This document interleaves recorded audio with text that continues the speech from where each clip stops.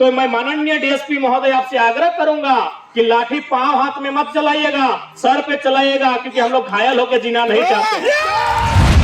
मैं आपका सम्मान करता हूं, हमारी लड़ाई आपसे नहीं है, लेकिन वायदे में चूंकि आप ड्यूटी में बंद जाते हैं और ऐसा आपको प्रतीत होगा, अगर लाठी चलाने की नौबत आए तो कोशिश कीजिएगा गोली सर पे चलाइएगा, हमें जिंदा मत छोड़िए। अगर जमीर जिंदा हो तो आज अपन आपके जिंदा करा कि राज हम नहीं लगाए, कब्रो बाप के नहीं लगाए आज। और एक बात प्रबंधन हम आपको चेता देंगे, चूंकि दीदी सुना रही थी 2019 में आपने ऐसा कुछ किया था, तो ख्वाब में मत रहेगा। इसके आपके सामने इस बार पारासनाथ का टाइगर खड़ा है, ठीक है। कौन जीएम है? हम पढ़ा लिखा पीएचडी होल्डर है, पता है कि नहीं? पीएचडी का तैयारी कर रहे हैं। हम सारा लिस्ट निकाल के रखेंगे, उसके बाद अब तक क्या दुर्गति होगा कोई हिसाब नहीं कर पाएगा। मानते हैं आपका दिल्ली तक पहुंच है, मानते हैं आपका दिल्ली तक पहुंच है, लेकिन दिल्ली के फोर्स यहाँ आते आते टाइम लगता है। ये गनीमत है कि झारखंडी लोगों ने अब तक सहा है। जिस दिन हमने एक्शन का रिएक्शन करेंगे ना, उस दिन इस दरवाजे के बाहर कोई कदम नहीं रख पाएगा। सुनिए, हम लोग कोई बार बार ये जो वर्दी दिखाते हैं, पुलिस दिखाते हैं, एसपी डीएसपी दिखाते हैं, ये सब मत दिखाइएगा। आपसे हम आग्रह करेंगे, हमारा इतिहास पढ़िएगा। हम बोलते हैं कि थोड़ा इतिहास हमारा बदल गया है, हमारा इतिहास पढ़िएगा। एक एक गांव में हम लोग 1 दर्जन गर्दन कटा गया है झारखंड राज्य बनाने में।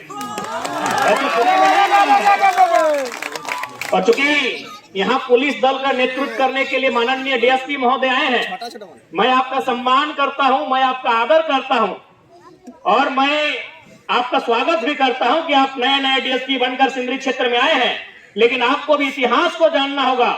मैं मानता हूं आप लोग पॉलिटिकली दबाव में होते हैं, मैं मानता हूं आप लोग इकोनॉमिकली दबाव में होते हैं, आपको ड्यूटी करना पड़ता है, लेकिन आपको इस बात को जानना होगा, ये जो कंपनियां खड़ी है हमारे पूर्वजों की जमीन पर खड़ी है, हमारी मांगे कहीं गलत नहीं है। अतः जो भी नए डीएसपी महोदय आए हैं सिंदरी में, मैं उनका धन्यवाद करता हूं, स्वागत करता हूं और एक निवेदन भी करता हूं। यदि आप पर किसी ने प्रेशर बनाया लाठी चार्ज करने का, यदि आप पर कंपनी के दलालों ने, कंपनी के मैनेजमेंट ने या किसी नेता ने अगर प्रेशर बनाया लाठी चार्ज करने का, तो मैं माननीय डीएसपी महोदय आपसे आग्रह करूंगा कि लाठी पांव हाथ में मत चलाइएगा, सर पे चलाइएगा, क्योंकि हम लोग घायल होकर जीना नहीं चाहते।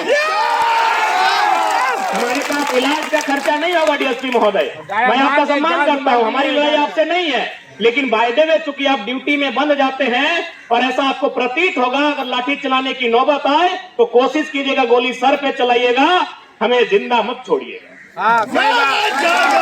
क्योंकि ये घटना घट चुकी है सिंदरी में। ये बात मैं इसलिए कह रहा हूं क्योंकि हम लोग गरीब लोग हैं, हम लोग इसलिए आज भीख मांगने आए, हमारे पास इलाज का खर्चा नहीं होगा। अरे मर जाएंगे तो कफन मरने के बाद फ्री में कोई भी आपोस कुटुंब दे देगा। तो इसलिए मेरा ये संदेश होगा डीएसपी महोदय से, गलत रूप में नहीं लें। अगर आप पे ड्यूटी का प्रेशर बनाया जाएगा, आप अपनी ड्यूटी कीजिए, क्योंकि मैंने पहले कहा हमारी लड़ाई आपसे नहीं है, हमारी लड़ाई पुलिस प्रशासन से नहीं है, हमारी लड़ाई उस सिस्टम से है जो गेट के उस पार बैठा है और हम इस पार बैठे हैं। तो यदि आप पॉलिटिकली प्रेशर में आते हैं, आप किसी प्रकार के प्रेशर में आते हैं, बिल्कुल आपके प्रेशर का हम सम्मान करते हैं। आप लाठियों के स्थान पर गोलियों का इस्तेमाल कीजिएगा, हमें अगर जान से मारिएगा ना तो एक तरह से बहुत अच्छा होगा। क्योंकि भगत सिंह ने कहा था कि अंग्रेजों मुझे फांसी मत दो। अरे फांसी दोगे तो बंद कमरे में दिया जाएगा, तुम्हें अगर मुझे मारना है तो किसी चौराहे में खड़ा करके मुझे गोलियों से मार दो। तो लोगों ने पूछा भगत सिंह आप ऐसा क्यों कह रहे हैं? बोला मेरे शरीर से अगर एक एक कतरा खून बहेगा ना तो उसका हिसाब ऑन दी स्पॉट लिया जाएगा।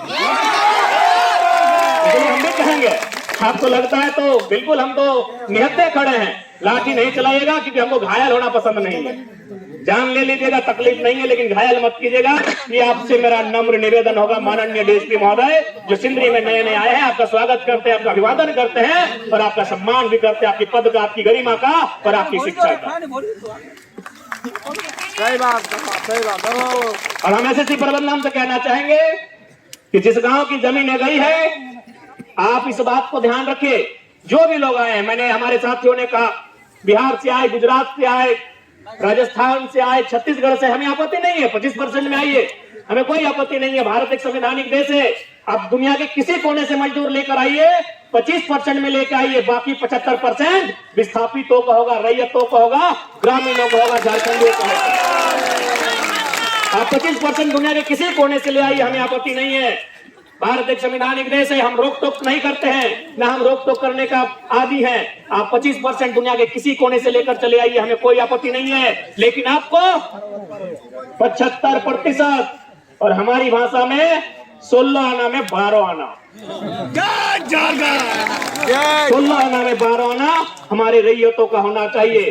अगर आप ऐसा करते हैं तो ठीक है, नहीं तो याद रखिएगा, झारखंड की माटी है, यहाँ हमेशा उलगुलान हुआ है, यहाँ हमेशा विद्रोह हुआ है। अरे यहाँ इतना विद्रोह हुआ है कि अंग्रेज भी पानी पानी करके गए हैं, फिर आप कौन है? मैं तो कह रहा ना, ये बीते 20-30 सालों में हमारा थोड़ा सा सोचने का नजरिया बदला है। इन 20-30 सालों में हमारा सोच बदला है, हमारा व्यवहार बदला है, हमारा कार्य बदला है। इसलिए आज हम लोग गेट के सामने भीख मांग रहे हैं। यकीन मानिए, अगर यही कोई दूसरा राज्य होता, अगर विस्थापित रैयत होते ना, आपका गेट उखाड़ कर ले जाते। अरे ये तो लोग डर रहे हैं कि चलिए पुलिस प्रशासन आया है, इनको अगर बता दिया जाएगा ना कि डीएसपी महोदय की बंदूक में मात्र 6 गोली है, अगर इनको इन मुर्दों को किसी ने बताया नहीं है, इसीलिए देखते रहे डीएसपी साहब में डर जाते हैं। अगर इन्हें किसी ने बता दिया ना कि डीएसपी साहब की बंदूक में 6 गोली होती है, चलिए हाथ खड़ा किए, पहला गोली 1 गोली हम, 5 गोर कौन लेगा? देख लीजिए प्रबंधन, बोले ना इन मुर्दों को जिंदा करने वाला आया है। डीएसपी की बंदूक में 6 गोली होती है, जरा मत तो छाती ठोक के कहता है 1 को हम लेंगे और 5 को तैयार हो जाएंगे, फिर डीएसपी क्या करेंगे?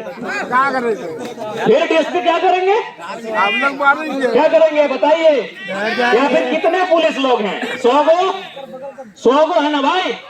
चलिए उनके हाथ में AK-47 है या फिर बड़का बंदूक है। बड़का बंदूक कभी निशाना में गोली नहीं लगता है, और निशाना में गोली तभी लगता है जब वो पीठ पे चलाता है, सीना में चलाने से उसको भी डर लगता है।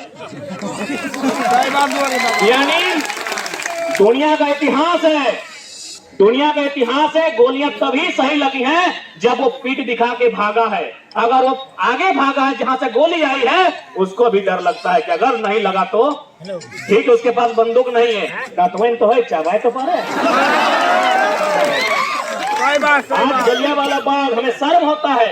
आज जब जलियांवाला बाग की कहानी को सुनते हैं हमें शर्म होता है कि आज मात्र कितने लोग थे अंग्रेज गोली चलाने वाले? 100, 150, 200 लोग थे। हमारे भारत के लोग कितने थे? 10,000 थे। अरे भीड़ में किसी ने खाली कहा था ना कि जितने लोग हैं, जितना बंदूक में गोली नहीं है, उससे 4 गुना हम लोग हैं। अगर मरना ही है तो कुआं में डूब के और भाग के कहे, जिधर से गोली आ रहा है उधर दौड़िए, एक को लेके चलिए। तो जलियांवाला बाग का इतिहास कुछ और होता। तो इसलिए इस ख्वाब में मत रखिएगा प्रबंधन, इन गोलियों की बौछार से मत डराइएगा। कब तक डराइएगा? झारखंड तो ऐसे बर्बाद हो चुका है, बचा क्या है बताइए ना, बचा क्या है झारखंड में?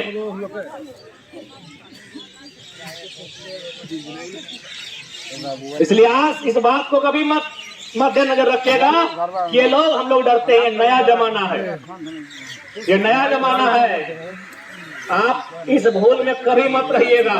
हम लोग शांति से आए हैं। आज 40 दिनों से लोग धरने पर बैठे थे, और गांधी के देश में धरना संवैधानिक अधिकार होता है।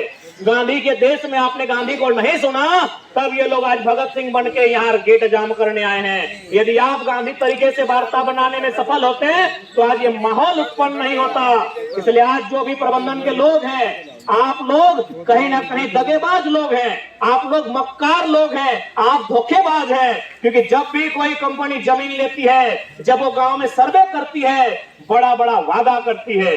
वादा ये करती है कि यहाँ फैक्ट्री लगेगा, यहाँ कंपनी लगेगा, आपको रोजगार से जोड़ा जाएगा, आपके बच्चों को CSR फंड के तहत यहाँ स्कूल की स्थापना होगी, यहाँ कॉलेज की स्थापना होगी, यहाँ हॉस्पिटल की स्थापना होगी, यहाँ खेल के मैदान की स्थापना होगी। और आज आप अगर मुकर रहे हैं, यानी आप लोग मक्कार हैं, धोखेबाज हैं, आप दगेबाज हैं। इसलिए अगर कानून के दृष्टिकोण से अगर कोई अपराधी होती है तो कंपनी के भीतर जो पदाधिकारी हैं वे लोग अपराधी हैं। अगर कानून का हाथ लंबा है, बोलते हैं कि कानून के हाथ बहुत लंबे होते हैं, पकड़िए किसी पदाधिकारी को, इन्होंने मुकरने का काम किया। पकड़िए किसी पदाधिकारी को, इन्होंने मुकरने का काम किया है। दुनिया के इतिहास में कहीं भी ऐसा नहीं है कि केवल झारखंड के सिंदरी में जमीन लिया गया है, पूरी दुनिया में जमीन लिया जाता है। लेकिन जमीन लेने के बदले क्या होता है, एक एग्रीमेंट बनता है। उस एग्रीमेंट के तहत जो लोग जमीन दान देते हैं उनको मुआवजा दिया जाता है, उनको नियोजन में रखा जाता है और नियोजन को रिपीट किया जाता है। क्योंकि अगर ये जमीन हमारे पास होती, इन जमीन पर अगर हमारा अधिकार होता, तो बाप के बाद बेटा भी इसमें हल चला के अपना रोजी रोजगार करता, उसके बाद उसका बेटा भी यहाँ रोजी रोजगार करता।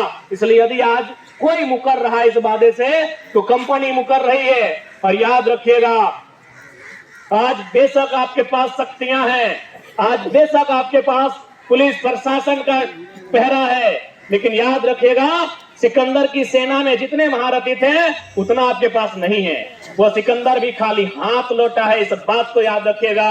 बस लौटाने वाला जो है उनमें जिद नहीं आई है। जिस दिन झारखंड के लोग जिद्दी हो जाएंगे और ये समझ लेंगे कि जान तो हमारी ऐसे जा रही है, अगर ऐसे ही जा रही है तो लड़कर जान दी जाए, फिर याद रखिएगा झारखंड में किसी भी कंपनी में जो दलाली होती है उसे बंद करना होगा।